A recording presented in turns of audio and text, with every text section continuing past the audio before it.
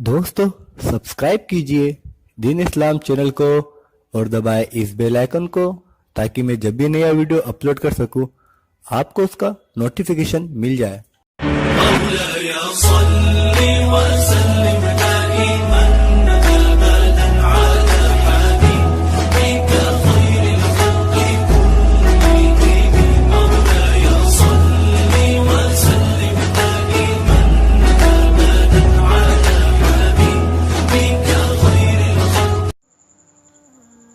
مجالس النساء میں ہے کہ ایک خاتون حضرت داؤد علیہ السلام کی خدمت میں حاضر ہوئی اور عرض کیا، اے خدا کے پیغمبر، آپ کا پروردگار عادل ہے یا ظالم؟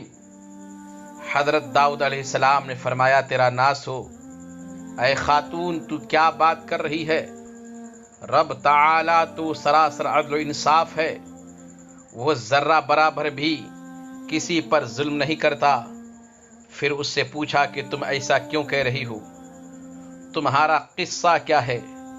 اس عورت نے اپنا قصہ بیان کرنا شروع کیا۔ اے خدا کے نبی، میں ایک عورت ہوں، میری 3 بچیاں ہیں جن کی پرورش میں اپنے ہاتھ سے سوت کاٹ کاٹ کے کرتی ہوں۔ میں دن بھر اور بعض اوقات راتوں کو جاگ کر سوت کاٹتی ہوں۔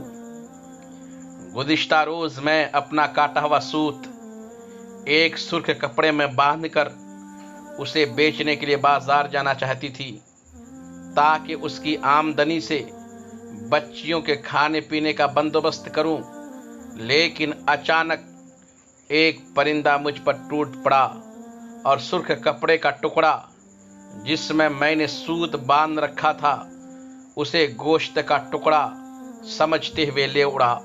میں یوں ہی حسرت و افسوس سے ہاتھ ملتی رہ گئی۔ اب میرے پاس کچھ نہیں ہے کہ اپنی بچیوں کو کھانا ہی کھلا سکوں۔ ابھی وہ خاتون حضرت داؤد علیہ السلام سے اپنی داستان بیان کر ہی رہی تھی کہ اتنے میں آپ کے دروازے پر دستک ہوئی۔ حضرت داؤد علیہ السلام نے آنے والے کو گھر میں داخل ہونے کی اجازت عطا فرمائی۔ اجازت ملتے ہی 10 تاجر یکے بعد دیگرے اندر داخل ہوئے، جن میں سے ہر ایک کے ہاتھ میں 100 دینار تھے۔ تاجروں نے عرض کیا، خدا کے نبی، ہمارے ان دیناروں کو ان کے مستحق تک پہنچا دیں۔ حضرت داؤد علیہ السلام نے پوچھا، میرے پاس یہ مال حاصل کرنے کا سبب کیا ہے، وجہ کیا ہے؟ تاجروں نے جواب دیا، خدا کے پیغمبر، ہم سب ایک کشتی میں سوار تھے، اتفاقاً ایک زوردار آندھی آئی، کشتی میں ایک جانب سوراخ ہو گیا اور پانی کشتی میں داخل ہونا شروع ہو گیا۔ موت ہمیں سامنے نظر آ رہی تھی۔ ہم نے نظر مانی کہ اگر رب تعالی ہمیں اس طوفان سے نجات دے دے تو ہر شخص 100 دینار صدقہ کرے گا۔